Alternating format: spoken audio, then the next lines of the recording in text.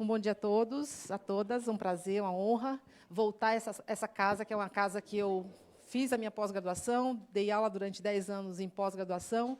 A minha primeira turma foi de programação neurolinguística na década de 90. O pessoal está fazendo neurolinguística agora, né? Então, é uma honra e eu agradeço ao superior pela convocação, a vocês pela opção, e a escola que abre para nós esse espaço tão confortável de tanto cuidado com a inteligência humana. Eu sou uma psicóloga organizacional, fiz minha pós, então, em marketing aqui, me especializei também com esporte, então, hoje eu atuo com empresas e com esporte, especialmente de alto rendimento. Comecei com futebol e hoje a gente atua com várias outras modalidades. Tem algum palmeirense aqui? E comecei com Palmeiras em 93. Então, boas-vindas a vocês, né? E eu gostaria de dizer que o tema que nós vamos abordar é um tema de bastante importância, especialmente para aqueles que estão cuidando ou se responsabilizando pela sua carreira, né? Então, o futuro do trabalho é um tema que está sendo muito utilizado, trabalhado, compartilhado, pesquisado dentro do World Economic Forum. Se vocês não acompanham, sugiro que vocês possam colocar no Facebook, no Instagram, aquele siga-me, né, para que tudo que eles publicarem, vocês estarem se atualizando. Super vale a pena, é uma fonte de altíssima qualidade. E hoje, na era da informação, nós temos que ter filtros para que a gente possa estar elegendo informações de qualidade e eliminando essa quantidade de lixo que vem no nosso dia a dia. Bom, existe um grande desafio mundial. Esse desafio, aqui nós temos a CEO da IBM, né, que participou do último evento do Fórum Mundial, em Davos, que é muito conhecido anualmente, né, no início do ano. Ela apresenta para nós, né, a Jeanne, à medida que a automação avança, e a gente está nessa velocidade e vai aumentar ainda mais, a lacuna de habilidade somada à insegurança aumenta. Por isso, é preciso desenvolver novo modelo de educação e carreira, novo modelo onde nós temos que assumir a responsabilidade pela nossa matriz de disciplinas, tá, gente? Não dá mais para você entrar numa escola, sair depois de 5 anos formado e dizer que depois que você saiu, você vai usar aquela informação, porque aquela informação provavelmente já nem vale mais. O que eu aprendi como psicóloga organizacional na década, quando eu me formei, foi na década de 80. Não uso nada, porque mudou muito, nada mesmo. A minha base conceitual mudou o paradigma. Então, a gente precisa assumir o modelo, desenhar. Nós temos que aprender. Como a gente vai fazer para aprender assumindo a parte ali da matriz que a gente vai desenhar e desenvolver? Faz sentido para vocês o que eu estou falando? Portanto, assim, se você está esperando que alguém vista, ou você está esperando que a escola, ou você vai fazer um curso, não, é daqui para lá. Você vai escolher o curso, você vai escolher a disciplina do curso, ou nem é curso, você vai somar as disciplinas. Então, hoje, eu tenho um modelo onde primeira coisa, eleger a base de fundamentação. Eu só trabalho com Harvard, MIT, e quando a gente quer uma coisa um pouco mais dinâmica, em termos de pesquisa e atualização, IBM, né? Agora a gente vai ter um colóquio gratuito, o dia inteiro a IBM oferece para nós. Está aí, é só a gente se inscrever. E aí, como eu tenho muito mais facilidade em fazer online, eu optei por online. Não vou nem sair do meu escritório, nem de casa, se eu não quiser. Okay? Então, nós temos que aprender. Como a gente vai fazer para aprender o que a gente precisa? E aí eu preciso entender a tendência, para onde é que o mundo está se direcionando. Então, acompanhar o que a IBM está fazendo, acompanhar o World Economic Forum, acompanhar algumas outras referências, né? A Singularity University, que é também uma grande fonte, eu diria assim, é o ponto de partida, é o lugar para começar, se você quiser realmente ter uma visão de futuro um pouco mais distante do que o aqui e agora e levar uma vantagem competitiva em cima disso aí. Bom, vamos falar de revolução cognitiva e digital. Essa dobradinha aqui, ó. Agora, nesse exato momento, pessoas conectadas à internet são 4 bilhões. E essa informação, ano passado, eram 3 bilhões. Esse slide, eu gosto de estar atualizando para ver o movimento, para vocês terem uma noção da dimensão que a gente está vivendo aí nessa era de conectividade. O estudo feito pelo IPEA, os brasileiros têm acesso à internet, são 67%, ou seja, mais da metade, e a gente está crescendo, a gente está expandindo. Tá? E, quando eles mapeiam, né, são homens classe A e B, os maiores consumidores de conteúdo digital. Por enquanto, né, porque as mulheres estão ocupando esse espaço. Quem é que tem cognição aqui? Quem é que vem aqui me dar um pouco da sua cognição? Alguém tem? Ninguém trouxe? Não? Ah, como é que você chama? Luciana, minha filha. Ela matou a charada. Deixa eu dar aqui um mimozinho para a Luciana. Tinha com a bolinha. Por que todo mundo tem, Luciana?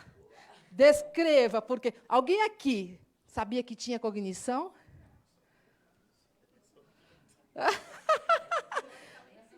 Teoricamente, mas nem todos, tá? Quem não sabia, fica tranquilo, porque eu fiquei sabendo muito pouco tempo atrás. Quando eu estudei psicologia, sem ser a psicologia cognitiva, eu nem sabia que tinha. O que é a cognição? Fala que eu vou repetir aqui por causa do áudio. Cognição tem a ver com a capacidade de conhecer, aprender. Isso. Vamos supor que a gente é um avião. Tá? Uma vez, a maior cantada que eu levei na minha vida, quando eu passei, aí tinha um rapaz na obra e falou assim, nossa, não é mais um avião, isso aí é um Boeing. Na época, maior cantada que eu já recebi da vida. Vamos supor que a gente fosse um avião e a gente estivesse como passageiro dessa aeronave, mas a gente nem imaginasse que lá na frente tinha uma cabine de comando. Cognição é a nossa cabine de comando do processo de aprendizado como um todo. Todos nós temos. Tá? Só que nós não aprendemos a dirigir essa cabine de comando, a pilotar esse avião. E agora, com as pesquisas da era cognitiva, nós estamos aprendendo, e aprender como usar o cérebro, como usar a nossa mente, é uma vantagem imensa cognitiva. Cognitiva não, uma vantagem competitiva. Por quê? Porque a parte que nos cabe do futuro que a gente quer ter, a parte que nos cabe do destino que a gente está dando para a nossa vida. E é aquilo que eu posso controlar. Eu não posso controlar o clima, mas eu posso controlar como eu me... Eu tinha separado uma roupinha para vir hoje para cá, porque estava muito quente, e hoje já deu uma viradinha. Né? Então, a gente vai acompanhando, e saber que vai mudar, a gente se prepara. Então, eu diria que vocês têm uma cabine, um tesouro aí disponível, mas temos que aprender, e eu vou tentar, aqui durante essa hora, despertar o interesse de vocês para que vocês saiam e continuem investindo nesse tesouro maravilhoso que a gente dispõe. Bom, na revolução cognitiva digital, nós vamos falar basicamente de inteligência, inteligência humana e inteligência artificial. A humana é a cognição, que é o processo de conhecimento e de pensamento também, porque a gente tem como se fosse uma tela mental, que passa na nossa tela mental, vai aparecer no emocional, aparece no comportamental e nas relações que a gente estabelece. Então, aqui a gente tem um processo de atenção, percepção, imaginação, linguagem, raciocínio, memória. Eu diria que é como se fosse um conjunto de aplicativos. Né? Por exemplo, não pensem em uma Ferrari vermelha. Alguém aqui estava pensando? Então, o fato de eu falar, não pense na Ferrari vermelha, se vocês têm na memória de vocês essa imagem, vem para cá. Agora, como vocês avaliam como é que vocês avaliam a alcatifa dessa sala? Pois é, a alcatifa eu não tenho na memória. Aí vai ficar tic, tic, tic. O que é isso? O que é isso? É forração. É uma palavra muito utilizada no Nordeste, porque nós somos, que eu sou nordestina, temos uma influência portuguesa muito grande. Então, assim, é um conjunto que a gente precisa, o que passar na mente. Então, eu fico passando que eu não quero isso, não quero aquilo. Eu estou sentindo e eu estou desfocada do que eu quero. Então, eu preciso aprender a usar isso a favor. Porque se a gente deixar, 50% dos nossos pensamentos são automáticos e são negativos. Eles só atrapalham. Eles vão vir com coisas, e se a gente começar a dar trela, espaço para esses pensamentos automáticos, eles ficam rodando, que a gente fala ruminando, e aí leva para a depressão, leva para a ansiedade. Então, a gente tem que aprender, saindo da condição de turista dentro de um avião, e aprender a pilotar esse projeto maravilhoso que nós conquistamos, né, quando a gente nasce. Tá? Outra coisa também sobre cognição, aqui que a gente enfrenta os desafios ou não, a gente resolve problemas ou não, fica rodando em círculos, a gente toma decisões de baixo, de médio e especialmente de alto impacto, que vai repercutir na nossa vida lá no futuro. E é aqui que a gente, com base, ou com esse pacote completo, a gente tem ações, a gente age, a gente se comporta de uma forma mais estratégica e inteligente. E esse comportamento sempre tem um impacto em relação a outras pessoas. Tá? Bom, essa parte do cognitivo, a inteligência humana, é só para vocês terem uma noção de onde a gente está tirando esses conceitos. Agora, a gente está falando um pouquinho de inteligência. A palavra inteligência, a origem, é a capacidade que a gente tem, se é humana, de enfrentar problemas, né? de enfrentar desafios, resolver problemas, tomar decisões e agir de forma mais inteligente. Tá? A máquina está fazendo a mesma coisa, ela está aprendendo a resolver problemas, a enfrentar desafios, a tomar decisões, ou ela vai nos ajudar a tomar decisões. Então, ela está passando por um processo de learning machine, ou seja, aprendizagem das máquinas, né? Onde o modelo da máquina foi replicado do modelo cognitivo. Por isso que a gente vê a IBM fazendo muitas campanhas da era cognitiva. Só que ele está falando da cognição de máquinas, desse aprendizado maravilhoso que está acontecendo. Tá? Em relação, inclusive, a algumas áreas, eu vou destacar depois para vocês. Então, ela também vai aprender, ela vai entender, ela vai interagir e ela vai raciocinar. Ela vai fazer uma combinação de dados e ela vai trazer uma solução que não existia anteriormente, porque agora, ela com essa combinação de dados, ela tem aí um recurso de raciocínio efetivo, tá, gente? Bom, aqui o Tom Kruber, que é da Siri, todo mundo tem um telefone mobile aí, não tem? Nós temos à disposição uma secretária, que é a Siri, né? Você pede as coisas para ela ali, se não estão usando, é maravilhoso usar. Né? Então, às vezes, eu estou dirigindo, eu falo, e ela vai colocando, vai me dando as informações. Então, o Tom Kruber diz que a inteligência artificial, onde a cognição é a grande cabine de comando aí das máquinas, colabora e empodera humanos através de máquinas inteligentes. Quanto mais as máquinas ficam inteligentes, mais nos tornamos inteligentes, porque a gente faz uma interação. Okay?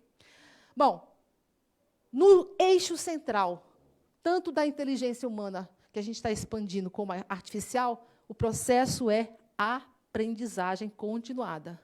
É a gente aprender como a gente vai ter que aprender nesse movimento de mundo acelerado e tão dinâmico. Né? Então, a era cognitiva, ela tem a principal característica de ter a expansão do conhecimento. Eu separei para vocês esse videozinho rapidinho. E se os computadores e os seres humanos pensassem juntos? E se as máquinas pudessem tomar decisões com base no contexto e no aprendizado ao longo de suas experiências anteriores? Isso é a chamada computação cognitiva. Para você entender um pouco melhor sobre a computação cognitiva é simples. Seja no seu celular Android, iOS ou Windows Phone, você já tem aquela secretária virtual. Basta fazer uma pergunta que ela responde, certo? E quanto mais você conversa com esse software, mais ele aprende sobre seus gostos, sua maneira de viver e sua forma de interagir.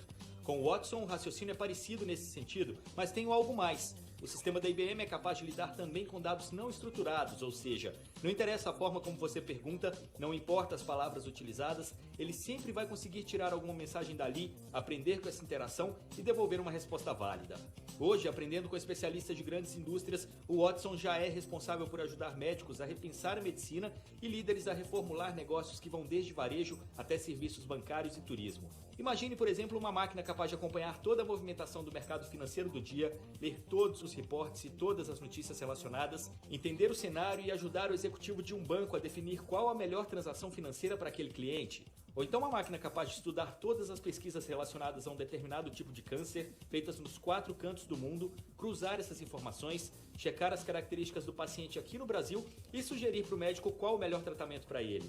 É isso que o Watson é capaz de fazer. Com esses exemplos, fica mais fácil entender o que é essa tal computação cognitiva. Ao ter como base o conceito de inteligência e aprendizagem de máquinas, essa nova era computacional permite que seres humanos interajam de forma mais integrada com sistemas através da compreensão de linguagem natural, podendo aprender e identificar padrões ou insights de uma forma mais parecida com o raciocínio humano. Nos próximos vídeos, você vai conhecer algumas áreas que já utilizam o sistema Watson da IBM para ganhar inteligência e agilidade em suas decisões. Clique e saiba mais. Estão vendo a dimensão da coisa, né? Bom, a ideia da economia digital, que caracteriza a economia colaborativa, né, que é uma nova forma da gente fazer negócios, ela vem de conexões entre pessoas, negócios, dispositivos e plataformas, né? Algumas das tecnologias, Big Data, que é o grande Watson aí, e a Cibele na versão feminina, e tem também agora um Tim, né, também na versão mais jovem. Inteligência artificial, aplicativos, blockchain, que está chegando e já se posicionou como a nova moeda. Redes sociais, internet das coisas e novos modelos de negócios. Então, se a gente estiver fazendo um negócio com base no modelo anterior, ok, até um determinado momento que pode ser que a gente esteja correndo para trás e não para frente. Então, a gente tem que olhar as grandes tendências, né? Quando a gente faz coaching, a primeira coisa que a gente faz é vamos ver para que direção é esse negócio. Então, a gente tem que procurar quais são as fontes, acompanhar essas fontes, filtrar no nosso mercado, nosso negócio, ou os clientes, né, que a gente tem, para onde é que eles estão se dirigindo, para que direção nós estamos, e poder surfar nessa onda para não ser engolido por ela. Tá? Bom, quais são as habilidades do profissional do futuro? Segundo a World Economic Forum, aqui tem um link, vocês podem abrir e ter um pouquinho mais. Futuro exponencial é bacana de também acompanhar, viu? É uma versão do World Economic Forum aqui do Brasil. As software skills são as habilidades comportamentais.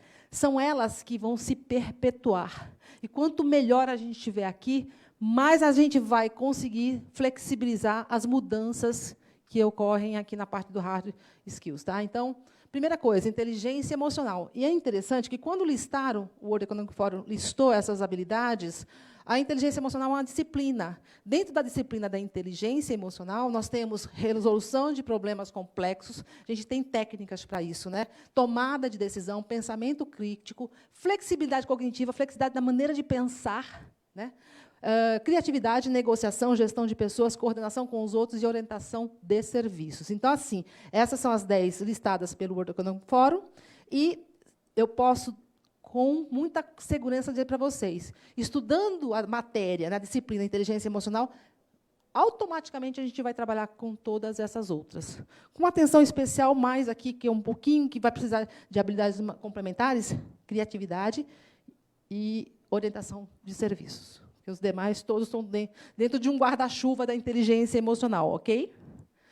Estão acompanhando alguma coisa? Seguimos. Bom, motivos para investir, então, em inteligência emocional como disciplina e automaticamente a gente está investindo nas demais habilidades propostas pelo World Economic Forum. Saúde, desempenho e relacionamento. 3 dimensões que vocês podem entender que são as mais importantes para a gente como seres humanos. Tá? Saúde.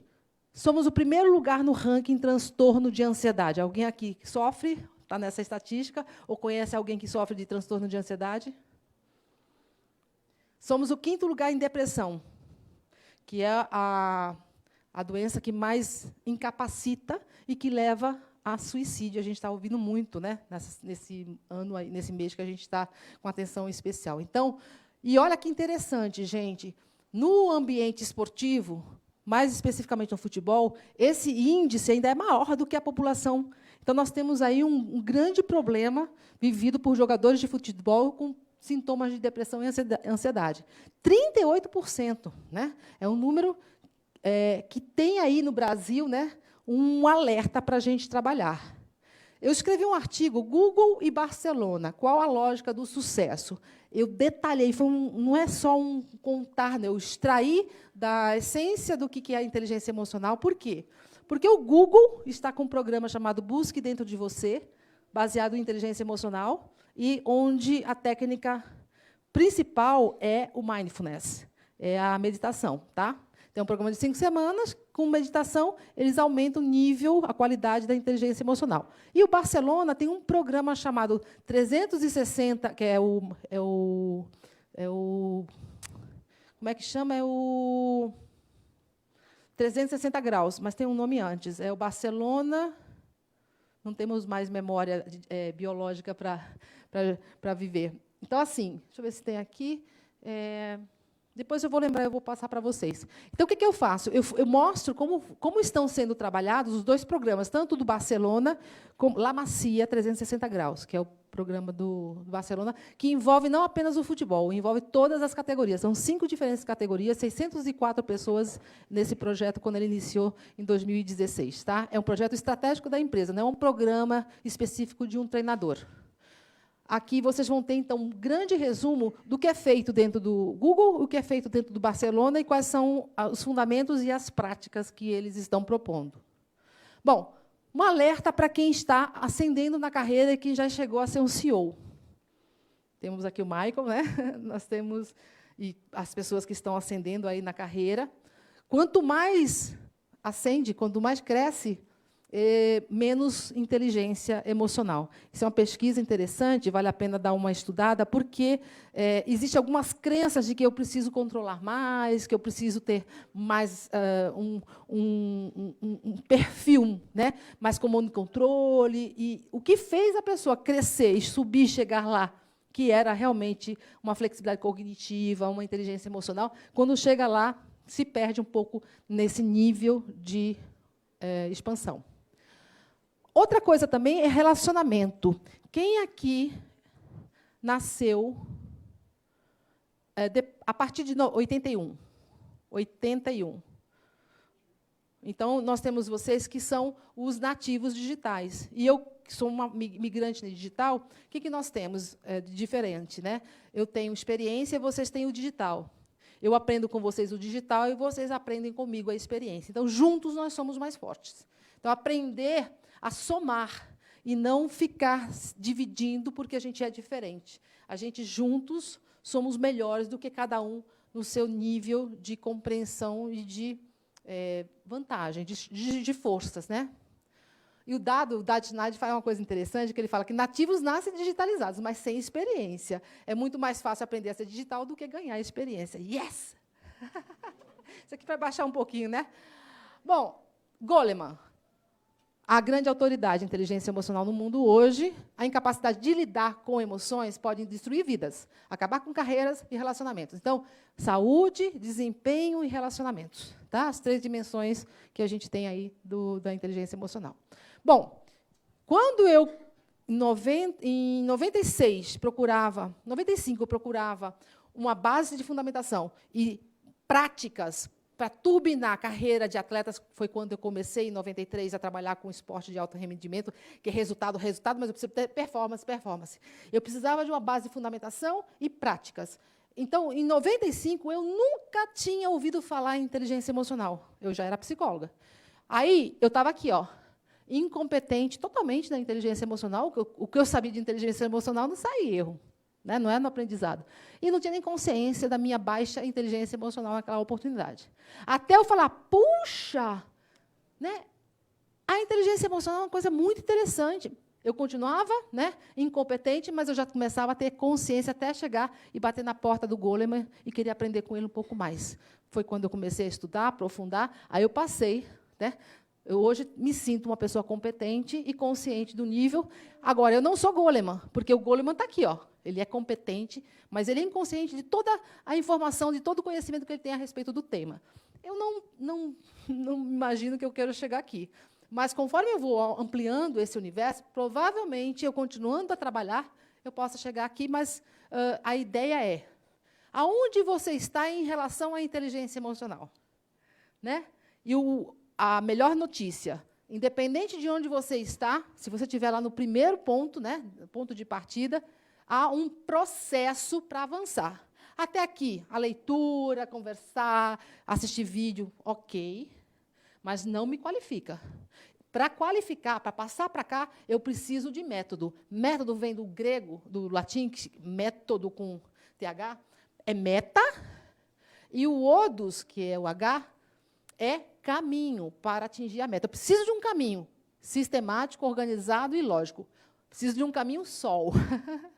Sistemático, organizado e lógico. E aí eu desenvolvi, a partir do modelo de aprendizagem de Peter Senge, um método, né, que é o MAC, método de aprendizagem de competências, essas novas competências, que a gente começa elegendo as nossas referências, quem são as grandes autoridades. Se eu estou trabalhando com a inteligência emocional, se eu quero aprofundar, quero melhorar minha inteligência emocional, eu tenho que ver quem é a referência.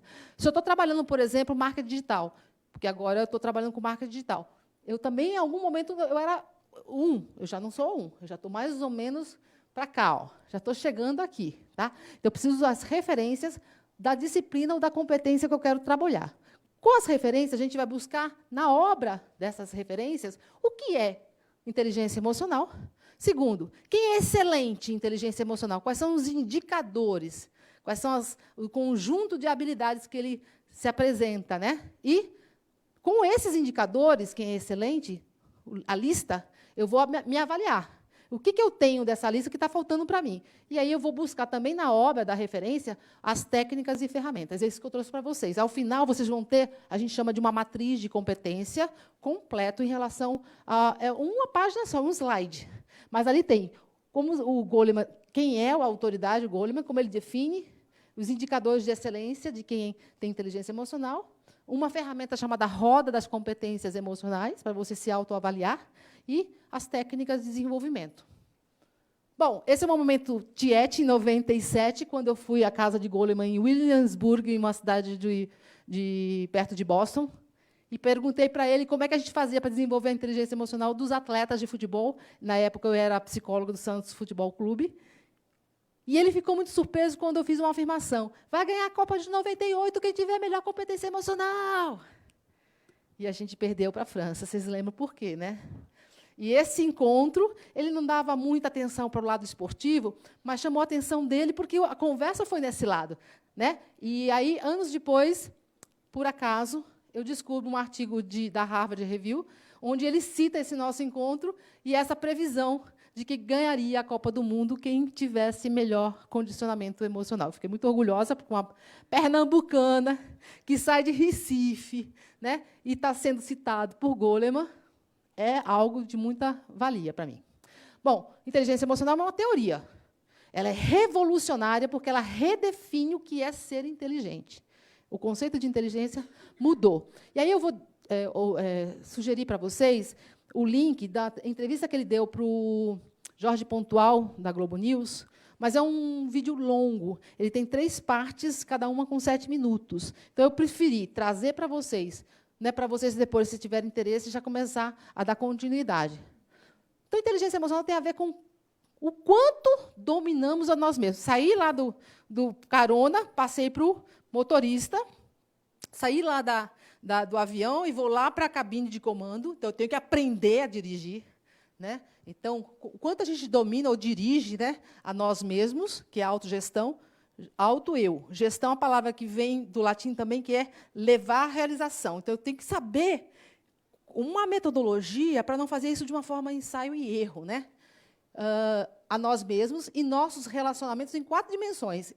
No livro inicial eram 5, agora ele deu uma resumida. Autoconsciência, eu tenho que saber algumas coisas, autogestão, empatia e relacionamento. Autoconsciência de como faz para dirigir, autogestão, eu começo a fazer escolhas, tomar decisões, ter ações mais inteligentes e estratégicas, e aqui ele dá um pouquinho mais de informação numa entrevista bem interessante.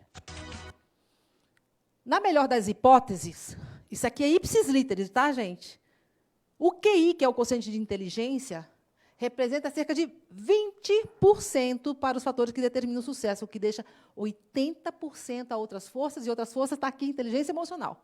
Qualquer investimento que vocês fizerem na inteligência emocional de vocês, das equipes de vocês, das pessoas da família de vocês, vocês vão ter um ganho muito significativo. Por isso que as software skills são tão importantes, porque a gente acaba tendo um ganho, e elas são perenes, porque, na realidade, o que vai mudar é a tecnologia, são as hard skills, não as software skills. Nesse mundo de tanta incerteza, é uma vantagem para a saúde, desempenho e também para a qualidade dos relacionamentos. A gente pode usar o treinamento ou o desenvolvimento com a metodologia coaching, que eu sou habilitada, inclusive a gente faz coaching empresarial, a gente tem aqui Tupetro, né, com o CEO aqui representando a equipe, a gente faz individualmente, a gente faz coletivamente, buscando o quê? Aumentar a performance e melhorar resultados, né?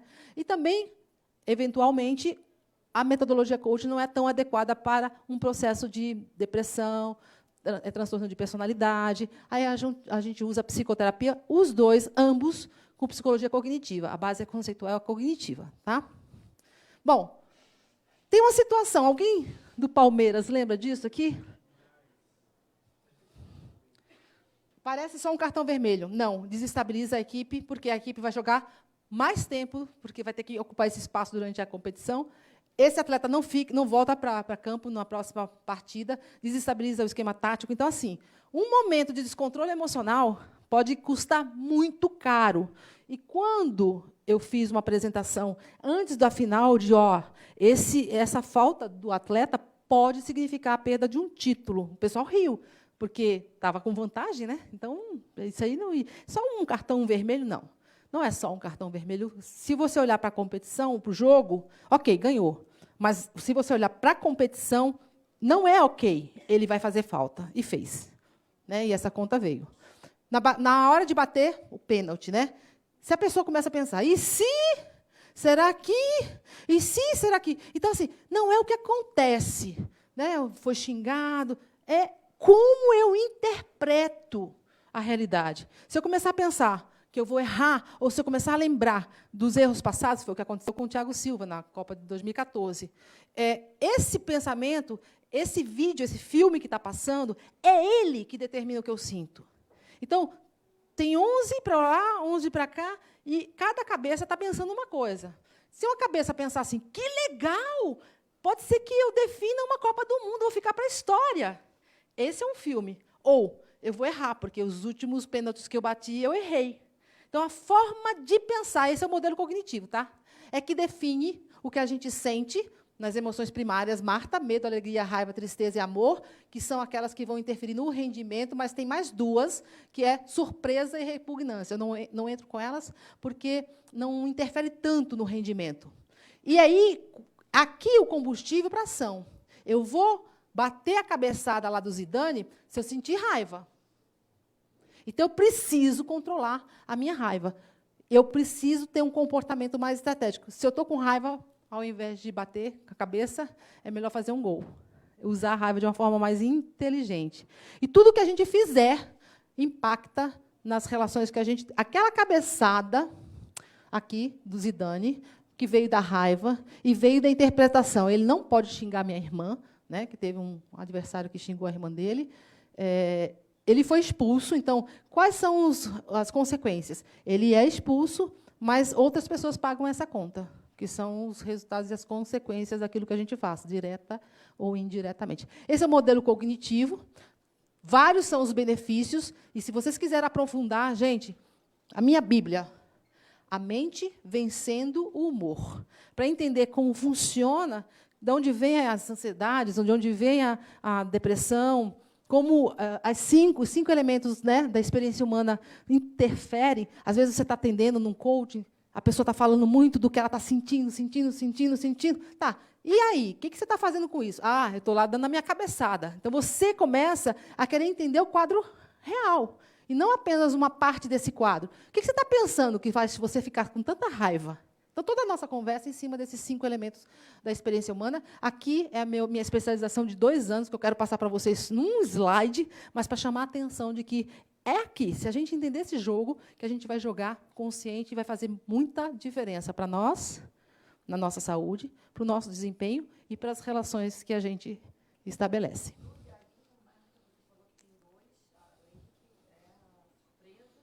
Repugnância, nojo.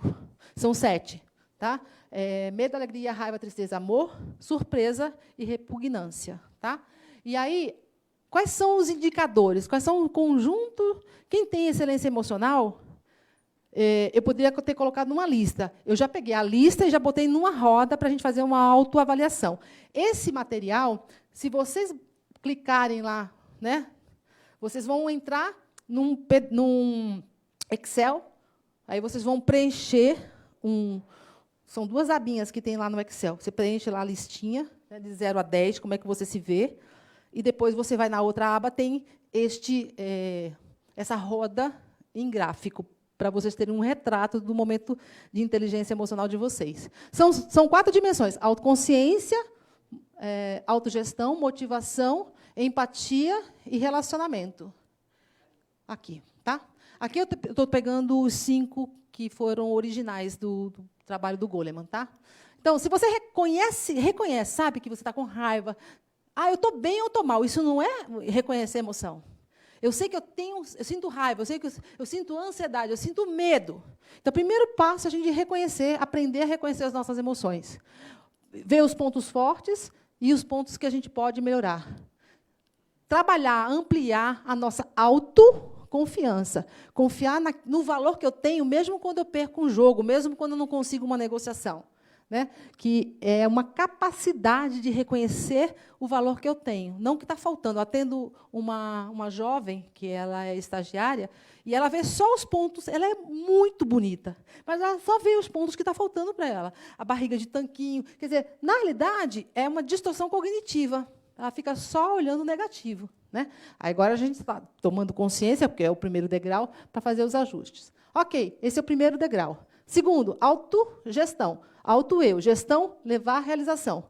Eu controlo, eu sei como controlar impulsos. Tem as técnicas, que eu vou passar no final. Emoções aflitivas, então eu neutralizo essas emoções. Eu perdi o voo, vem a raiva. Qual a minha meta? Quais são as alternativas? Eu passo para a página seguinte, eu não fico lá ruminando. Né? Sabe adiar a satisfação, esse é um trabalho muito legal, que foi feita uma pesquisa numa universidade conceituada sobre o teste do marshmallow. Então, uma criança que esperou para comer 2 depois de um tempo, ela teve, na linha do tempo dela, muito mais resultados positivos do que aquela que quis o marshmallow logo na hora que foi apresentada essa opção. Aqui, gente, vai acabar onde? Eu assumo, eu sei fazer escolhas conscientes, tomar decisões de alto impacto consciente e agir para que eu possa aqui plantar as sementes do futuro que eu quero ter. Porque aí eu estou usando, né, esse tripé aqui para ser estratégico e para ser inteligente. Continuando a evoluir, motivo para ação, significado da minha ação, propósito para agir dessa forma. Motivo, propósito da ação, direção, motivação, a direção e a intensidade do esforço. Depois, otimismo, uma atitude mental positiva. Este item é tão importante, vocês vão ver no final do vídeo que eu vou passar para vocês o trabalho que está sendo feito em Harvard. Tá? Porque o otimista é persistente, ele continua. Né? Quem não é otimista, a gente, às vezes, acha que é. Mas tem um mecanismo aí para poder identificar mesmo o nível de otimismo. E persistência. Empatia cognitiva, a forma de pensar, atenção e escuta, emocional, sentir o que o outro está sentindo, e química, né? Essa questão mais de interpessoal que a gente chama de conexão mesmo com o outro. E relacionamento, comunicação, persuasão, gestão de conflitos, sinergia de equipes. 5 técnicas. A gente trabalha no processo de coaching, no programa que tem 10 sessões, tanto individual como coletivo, com 7 emoções, com 7 técnicas necessaires. Necessaire é aquela bolsinha, que em francês significa necessárias todos os dias. Todo dia eu escovo o dente, fio dental. Então, eu tenho uma bolsinha para usar todos os dias, porque toda hora a gente toma uma decisão, a gente faz escolhas, toma decisão, tem ações estratégicas ou não. Então, eu escolhi as principais das 7 que a gente trabalha. Depois, a gente tem mais um conjunto de técnicas que a gente chama acessórios. Elas são importantes, mas elas são complementares. Aqui é que eu vou usar a cabine de comando de uma forma mais inteligente. A minha cognição vai ser muito mais estratégica. Com isso, eu sossego o meu emocional, boto o meu emocional no banco. Ele fica subordinado, ele é primitivo, o emocional é primitivo.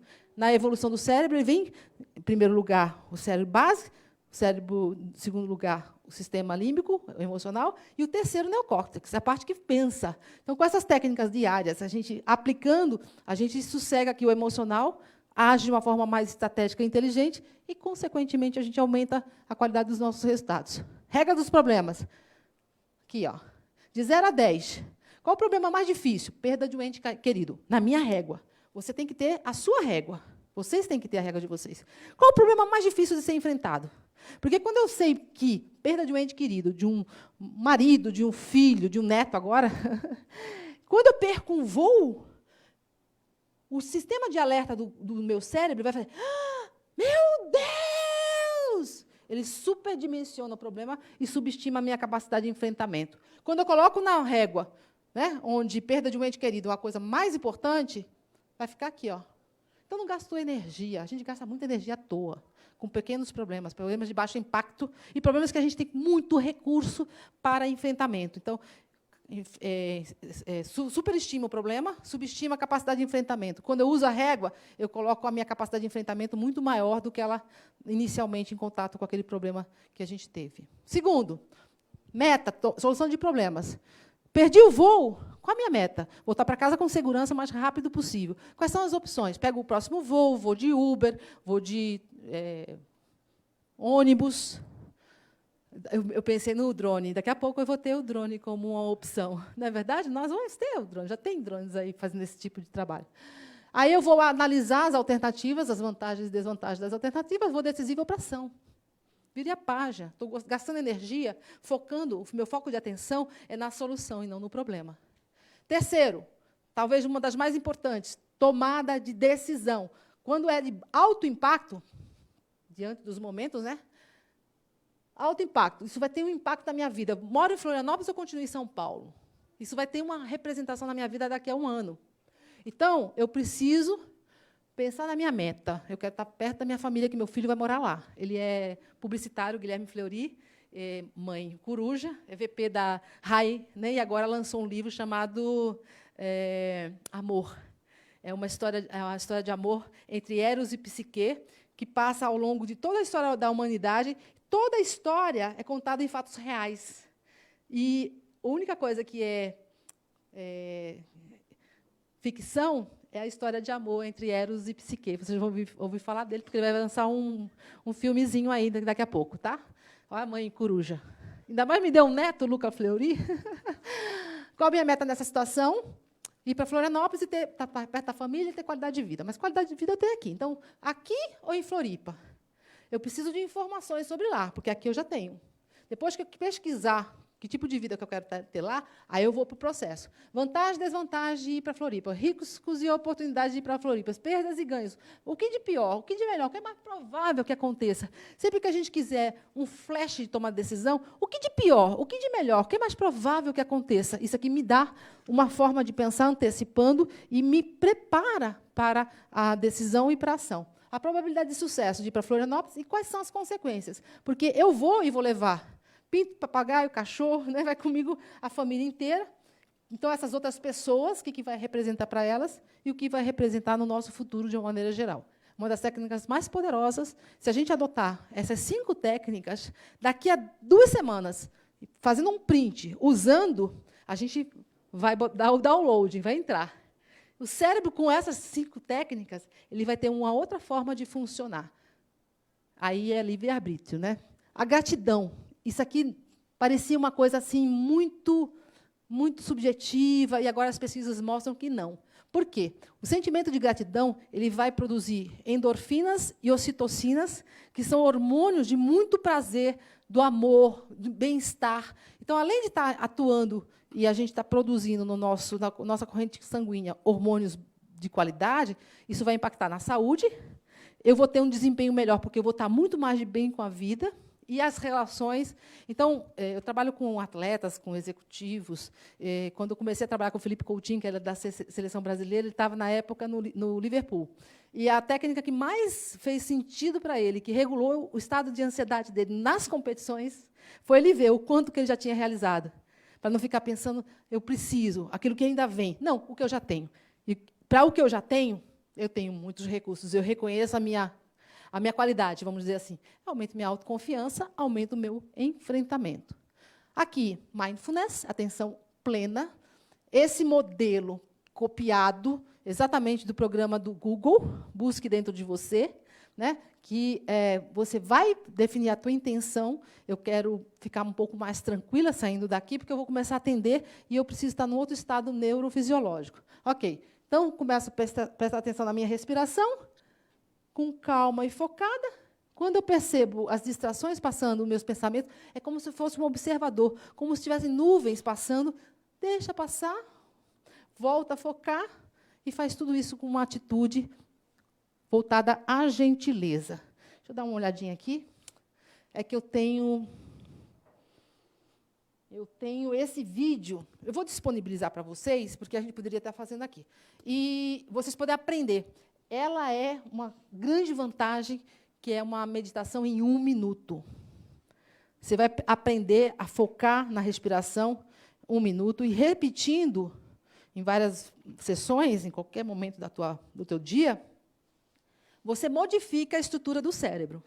É como se esse exercício tivesse para... Se eu quisesse barriga tanquinho, eu precisava fazer abdominal. Aí eu fico com musculatura abdominal trabalhada. Aqui vai para a mente atenta. Então, o grau de atenção, concentração, foco, né, na direção que nos interessa é esse exercício. É cientificamente muito comprovado. Tá? Eu vou mostrar para vocês depois. Então, está disponível aqui. Eu também coloquei, como o Shade Mengitan, que é o executivo do Google, que hoje ele é do RH, mas ele era um gerente ligado à engenharia, e ele é um oriental. Como é que ele vendeu esse programa dentro do Google? Oi?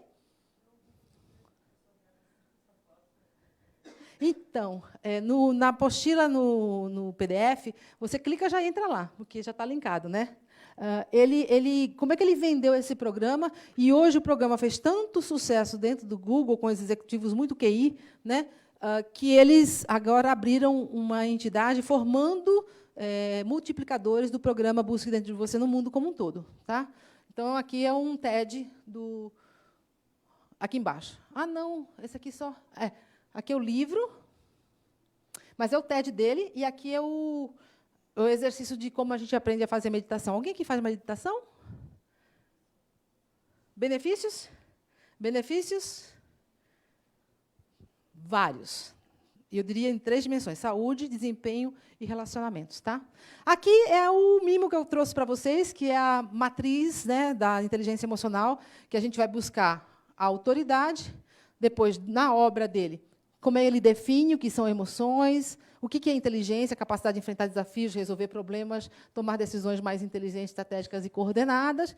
O que é inteligência emocional e quais são os indicadores que vocês viram lá na roda, né, que eu mostrei. Como se faz a alfabetização emocional, que são 5 degraus. E as técnicas, que eu apresentei para vocês algumas, mas as principais estão aqui. Tá? E aí, gente, eu quero terminar a nossa conversa falando de felicidade. O que felicidade tem a ver com o tema de soft skills, inteligência emocional? Tem ou não tem?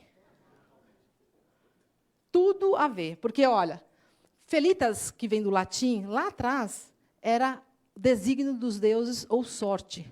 Era essa a ideia, quando a gente vai na etimologia da palavra, que se dava a palavra felicidade. Até Sócrates, que é um grande filósofo que influenciou a educação, influenciou outras áreas, mas especialmente a psicologia cognitiva, né? Porque questionamento socrático, a maneira de você fazer perguntas para tirar a pessoa do automático e fazer ela refletir, é o primeiro degrau da tomada de consciência. Você consciente, você faz melhores escolhas, se responsabiliza pelas consequências dos atos e das escolhas que você teve. Então, Sócrates teve uma importância porque ele coloca a felicidade dentro de nós.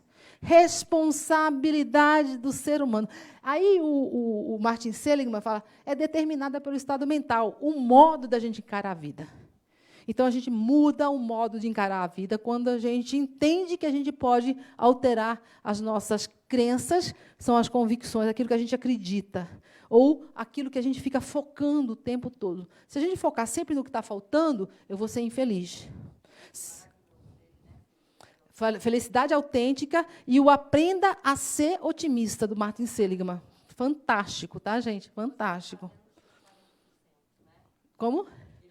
O que você está fazendo com os seus 40%? Eu estou repetindo para poder aparecer para o pessoal que está assistindo. Tá? Então, super vale a pena. E aí, vou fechar. Né?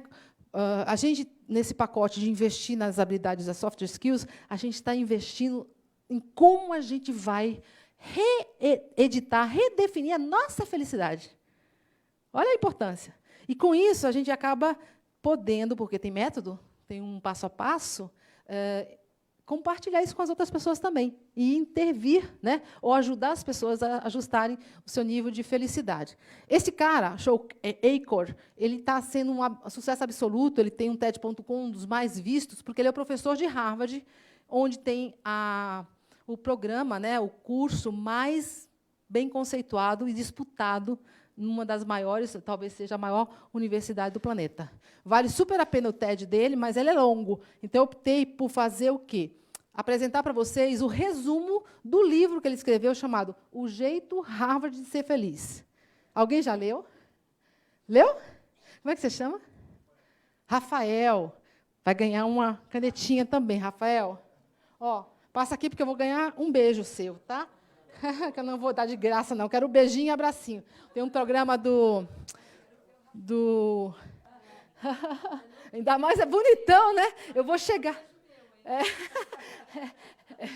eu estou chegando naquela fase da... Como é que é o nome daquela apresentadora, Hebe Camargo? Eu ainda não estou na fase do selinho, mas eu estou a caminho. Eu estou abraçando e beijando. Alguém tem que substituir, né? O jeito... Como é que é de ser feliz, certo? Então, e tem um trabalho muito legal é um psicólogo americano da Universidade da Pensilvânia, onde fica o berço da psicologia cognitiva, que trabalha sobre os 3 princípios que geram a ocitocina, o hormônio do amor, tá? Meditação é um dos princípios que você produz a ocitocina, oração, comprovado cientificamente, e abraçar outras pessoas. E até esse médico, eu esqueci o nome dele, ele é lindo de viver.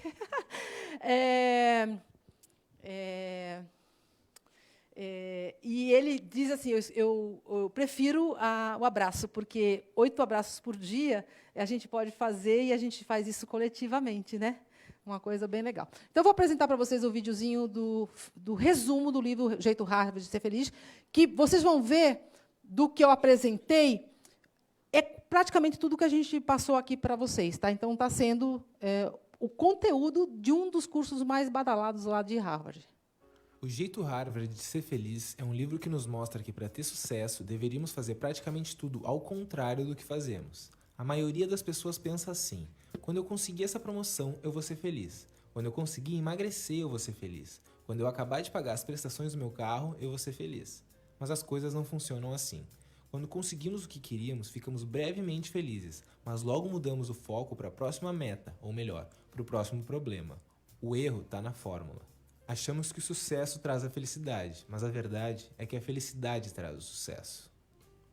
Isso é algo tão distante da nossa realidade que até os alunos de Harvard, provavelmente a melhor universidade do mundo, tiveram problemas para entender. O que fez com que o curso de Psicologia Positiva se tornasse o curso mais concorrido da história da universidade. Daí nasceu o Jeito Harvard de Ser Feliz, onde o autor Shawn Achor, que diga-se de passagem, tem uma das palestras mais visualizadas do TED Talks, mostra os resultados do seu estudo com mais de 1.600 alunos para entender as características que nos levam ao sucesso.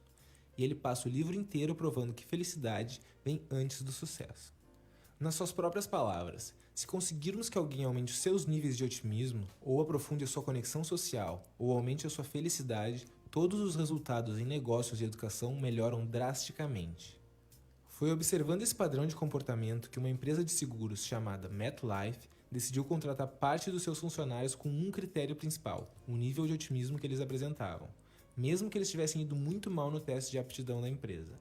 No final de um ano, o grupo contratado pelo seu otimismo superou as vendas dos funcionários contratados pelos métodos convencionais em 19% e no final do segundo ano em 57%. É difícil de acreditar, mas Shawn Achor explica. Só podemos prever 25% do sucesso de um funcionário no trabalho pela sua inteligência e suas habilidades técnicas. Os outros 75% são previstos por 3 categorias gerais. O otimismo, que é a crença de que o seu comportamento é importante em frente aos desafios, sua conexão social, que é o quão profundos e amplos são os seus relacionamentos sociais e a maneira como você lida com o estresse. E finalmente, Achor diz o que quase todo estudante adoraria ouvir. As suas notas na faculdade dizem tanto sobre o seu futuro salário quanto jogar um par de dados. Então tá, ser feliz e otimista é o que nos traz sucesso. Agora só falta descobrir como ser assim. Vamos ver as 4 principais lições do livro. Primeiro, podemos moldar como o nosso cérebro enxerga o mundo. O efeito Tetris.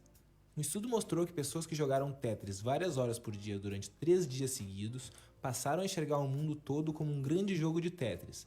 Elas ficavam imaginando blocos nos seus pensamentos, enxergavam todos os objetos do dia a dia se encaixando, estantes de livro, móveis da sala, carros na estrada e até sonhavam com blocos caindo e sendo organizados. O que isso mostra é que nosso cérebro pode ser treinado para enxergar o mundo de uma certa forma, seja ela negativa ou positiva. Então você deve criar hábitos positivos que moldem o seu cérebro dessa forma. E eles são muito mais simples do que você imagina. O principal deles é gratidão. Escreva todo dia de manhã 3 coisas pelas quais você é grato. Use 2 minutinhos para mandar uma mensagem ou um e-mail de agradecimento para alguém assim que você chegar no seu escritório. Isso é um hábito utilizado por empresas como Facebook e Microsoft. Além disso, o livro também recomenda meditação e exercícios físicos. Segundo, veja problemas como desafios, não ameaças. O autor chama isso de cair para cima ao invés de cair para baixo. Após cada falha, crise ou catástrofe, 3 coisas podem acontecer. Ou nada muda, ou você fica preso em um espiral negativo e mais coisas ruins acontecem, ou você volta mais forte do que nunca. Não preciso dizer que o terceiro é o melhor cenário. E a parte boa é que sempre que algo ruim acontece, o seu cérebro cria vários cenários alternativos imaginários, e é aí que você deve assumir o controle. Você tem que escolher acreditar no cenário alternativo que vai te fazer trabalhar mais, ao invés do que vai te fazer desistir. Pensa nesse exemplo. Antes da fama, os Beatles fizeram uma audição com a gravadora Decca e foram recusados, com alguma desculpa sobre guitarra elétrica estar saindo de moda e até que eles não tinham nenhum futuro na música. Como bem sabemos, eles não desistiram e 3 meses depois foram contratados por outra gravadora. O resto é história. Como o próprio Achor diz, eu não me importo nem um pouco se o copo está meio vazio ou meio cheio, desde que eu possa enchê-lo. Terceiro, não abandone os amigos, não pare de socializar. Qual a primeira coisa que fazemos quando estamos atolados de trabalho? Abandonamos totalmente a nossa vida social para dedicar o máximo de tempo a esse trabalho. Novamente, errado. O que Shawn Achor viu na sua pesquisa foi que os estudantes que praticamente moravam na biblioteca e comiam nos seus quartos para que pudessem usar todo o seu tempo para estudar não eram os que tinham o melhor desempenho. Eles eram os que entravam em colapso nervoso, desistiam e acabavam pedindo transferência para outra universidade.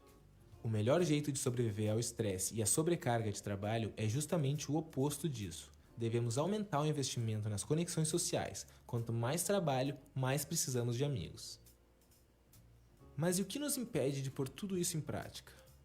Basicamente, é a falta daquele impulso inicial, que faz a gente levantar a bunda do sofá e fazer o que sabemos que temos que fazer. É aí que entra a 4ª lição, a regra dos 20 segundos.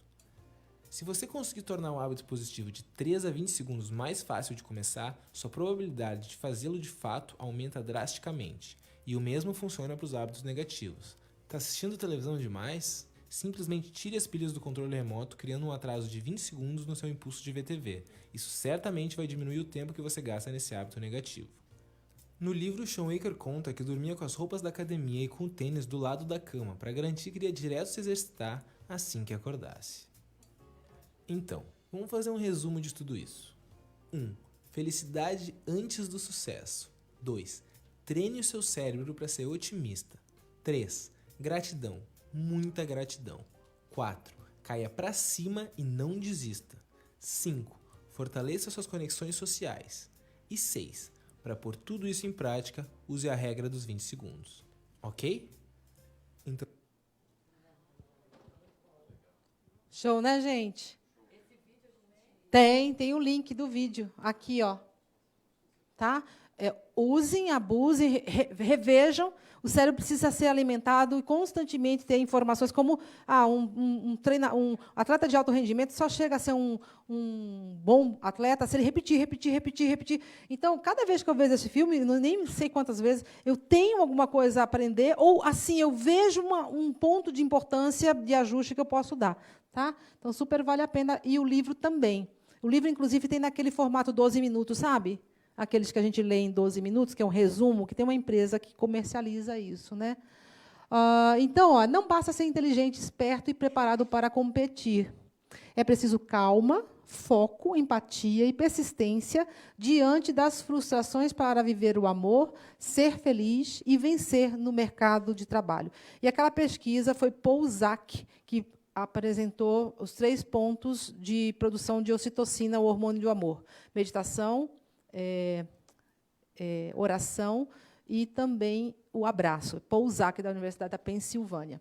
Então, resumindo, a gente falou sobre o futuro do trabalho, o desafio é a gente ocupar essa lacuna de aprendizagem, porque a revolução cognitiva é um processo de aprendizagem máquina e ser humano. Então, nós temos que aprender a usar a nossa inteligência, e hoje nós temos uma teoria, que é a teoria da psicologia cognitiva, com base no foco de atenção da inteligência emocional, e a inteligência emocional como um fator de autoaprendizado que aumenta a nossa performance em 3 dimensões. Saúde, se a gente for estatística lá da Organização Mundial de Saúde, né, quanto à ansiedade e depressão, a gente sai, e a gente aprendendo a sair, ou aprendendo como faz para sair, a gente tira outras pessoas desse número tão negativo. Né? Então, a ideia central aqui do que eu deixo para vocês é uma nova forma de aprender, onde a gente vai aprender como aprender para viver nesse mundo.